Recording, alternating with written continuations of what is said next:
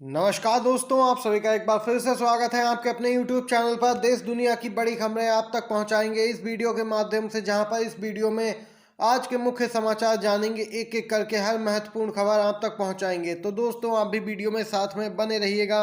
और अगर आप लोग भी इंडिया गठबंधन के समर्थक हैं, मानते हैं 24 के चुनाव में इंडिया गठबंधन जीतेगा, तो लाइक कीजिएगा वीडियो को और कमेंट बॉक्स में कमेंट करके जरूर लिखिएगा बी सपोर्ट इंडिया गठबंधन। पहली बड़ी खबर आ रही है, सुप्रीम कोर्ट से हुई है राहुल गांधी की बड़ी जीत। 5 राज्यों में विधानसभा चुनाव से पहले जा सकती थी राहुल गांधी की सांसदी, लेकिन अब राहुल गांधी की सांसदी है सुरक्षित। जी हां दोस्तों, अपडेट निकल के आ रही है।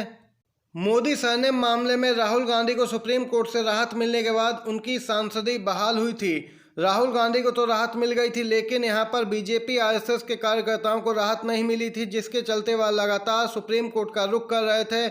उनके खिलाफ याचिकाएं दायर की जा रही थी कि राहुल गांधी की सदस्यता रद्द की जाए। आपराधिक केस में सजा के चलते संसद सदस्यता के अयोग्य लोगों की दोबारा सांसदी बहाल के खिलाफ दायर याचिका पर सुप्रीम कोर्ट ने सुनवाई करने से ही इनकार कर दिया।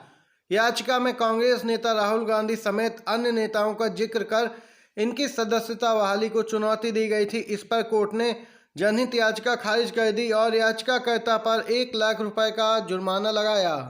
Justice B R. गवाई की अध्यक्षता वाली बेंच ने स्पष्ट किया कि जब तक पीड़ित व्यक्ति स्वयं न यहां पर मानहानि का मुकदमा करे, तो आपकी ओर से यह मामला बनता ही नहीं है, आपकी याचिका खारिज की जाती है। देख सकते हैं, इससे संकेत मिल रहा है कि पूर्णेश मोदी और राहुल गांधी के मामले में भी राहुल गांधी की सदस्यता बहाली बनी रहेगी। ये अपडेट निकल के आई दोस्तों।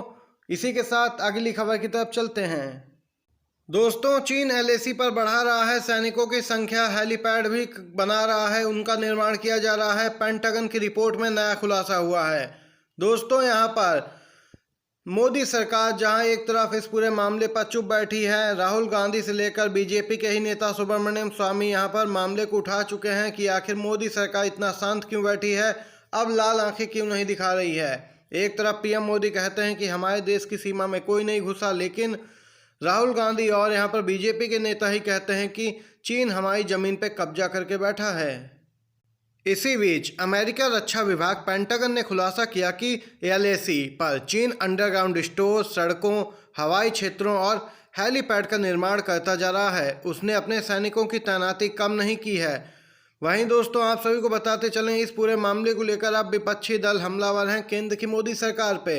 ये रिपोर्ट को लेकर यहाँ पर लगातार हंगामा अब तेज होता हुआ देखा जा सकता है। ये अपडेट निकल के आई, एक और बड़ी खबर आ रही है। 5 राज्यों के विधानसभा चुनाव से पहले ईडी, सीबीआई लगातार सक्रिय बने थे और माना जा रहा था कि ये कार्रवाइयां अब और भी तेज होती जाएंगी। लेकिन दोस्तों, इसी बीच हाई कोर्ट ने लगाई है ईडी पर लगाम। जी हां दोस्तों, ईडी को फटकार आ रही है। पीएमएलए यानी कि धन शोधन मामले में किसी आरोपी को मनमाने तरीके से ईडी को गिरफ्तार करने का अधिकार नहीं है। दिल्ली हाई कोर्ट ने बड़ी टिप्पणी की है। दोस्तों, पीएमएलए के तहत ईडी को जो प्राप्त अधिकार है, उनका लगातार दुरुपयोग कर रही ईडी। दिल्ली उच्च न्यायालय ने स्पष्ट कहा कि ईडी को गिरफ्तारी संबंधित असीमित अधिकार प्राप्त नहीं है।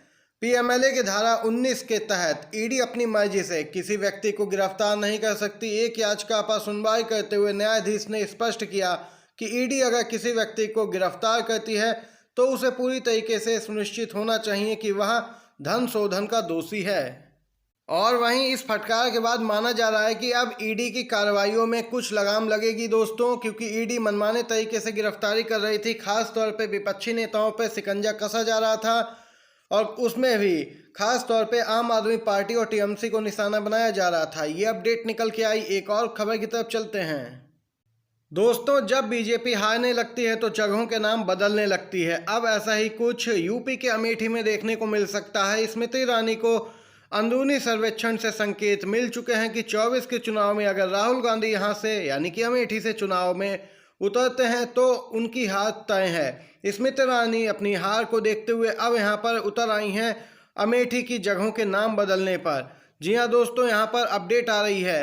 केंद्रीय मंत्री स्मृति ईरानी ने अमेठी के लिए कुछ बड़ी तैयारी कर ली है। उन्होंने तय किया कि अमेठी के कई जगहों का नाम बदला जाएगा, नामकरण नया किया जाएगा। इसमें अमेठी का एयरपोर्ट है और वहीं दोस्तों अमेठी का रेलवे स्टेशन, बस अड्डा आदि शामिल हैं। इसके लिए रेल मंत्री को और यहाँ पर ज्योतिरादित्य सिंधिया को भी पत्र लिखा गया है।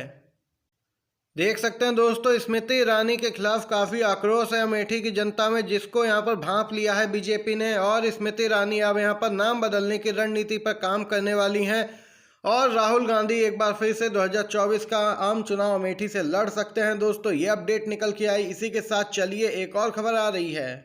दोस्तों तेलंगाना में राहुल गांधी मौजूद हैं, चुनाव प्रचार जोरों से कर रहे हैं। इसी बीच खबर निकल के आई कि तेलंगाना में बहुत से नेता बीजेपी के कांग्रेस पार्टी में शामिल होना चाहते हैं। इसको लेकर राहुल गांधी ने ही बड़ा दावा किया है। जी हां दोस्तों, तेलंगाना चुनाव का प्रचार प्रसार जोर पकड़ता नजर आ रहा है। राहुल गांधी जोरों से प्रचार कर रहे हैं। वहीं दोस्तों राहुल गांधी ने इस दौरान बड़ी बात कही है। रोड शो के दौरान लोगों को संबोधित करते हुए कांग्रेस नेता राहुल गांधी ने कहा कि तेलंगाना में बीजेपी के नेता पहले हीरो की तरह छाती फैला के घूम रहे थे और आज कांग्रेस पार्टी में आने के लिए कई नेताओं की लाइन लगी हुई है। तेलंगाना में बीजेपी के नेता घबराए हुए हैं, बेफोन करके कह रहे हैं कि हमें कांग्रेस में शामिल कर लो, लेकिन हमने कहा नहीं। तेलंगाना के आरमूर में उन्होंने कांग्रेस प्रत्याशी के लिए वोट मांगे और बीजेपी बीआरएस पर जमकर हमला बोला। देख सकते हैं दोस्तों, ये अपडेट निकल के आई तेलंगाना से, जहां पर लहर है कांग्रेस पार्टी की। राहुल गांधी ने बड़ा दावा किया है कि अब की कांग्रेस पार्टी पूर्ण बहुमत की सरकार बनाएगी तेलंगाना में। दोस्तों अगर आप भी राहुल गांधी के समर्थन में हैं तो जरूर लाइक कीजिएगा वीडियो को और कमेंट बॉक्स में कमेंट करके जरूर लिखिए बी सपोर्ट राहुल गांधी।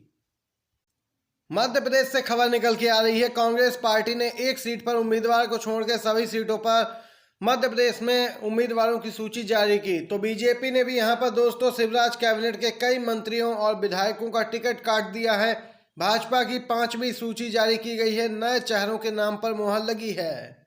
विधानसभा चुनाव में बीजेपी को बड़े झटके लग रहे हैं। कई नेता उसका साथ छोड़ चुके हैं और सियासी गलियारों में हड़कंप मचा है।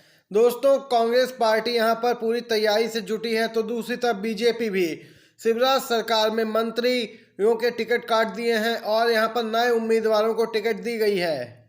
और वहीं इसका सीधा मतलब यह है कि जिन मंत्रियों और विधायकों का टिकट कटा है, ये बात तय हो गई कि आगामी दिनों में मध्य प्रदेश भाजपा में बगावत के सुर भी देखने को मिल सकते हैं। ये अपडेट निकल के आई। चलिए एक और खबर की तरफ चलते हैं दोस्तों।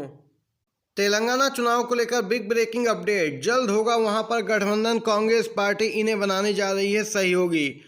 जी हां, तेलंगाना जन समिति यानी कि TJS यहाँ पर कांग्रेस पार्टी के साथ गठबंधन करेगी। इनके नेता M कोंडराम ने यहाँ पर करीमनगर में राहुल गांधी से मुलाकात की है। यह बैठक दोनों पार्टियों के बीच गठबंधन को लेकर हुई थी और इसी पर बातचीत चल रही है। दोस्तों आप सभी को बताते चलें, कांग्रेस नेता राहुल गांधी तेलंगाना में बने हुए हैं, कमान संभाल रखी है और यह TJS के साथ जो गठबंधन होगा उससे कांग्रेस पार्टी और मजबूत होगी, जिससे कि BRS, बीजेपी और ओवैसी की पार्टी को कड़ी टक्कर दी जा सके। यह आज की बड़ी और मुख्य खबरें थीं जो आप तक दोस्तों पहुंचाई हैं इस वीडियो के माध्यम से। अगर आपको वीडियो पसंद आया हो तो लाइक कीजिएगा, वीडियो को शेयर कीजिएगा अपने दोस्तों के साथ भी। वीडियो देखने के लिए आप सभी का बहुत बहुत धन्यवाद। जय हिंद।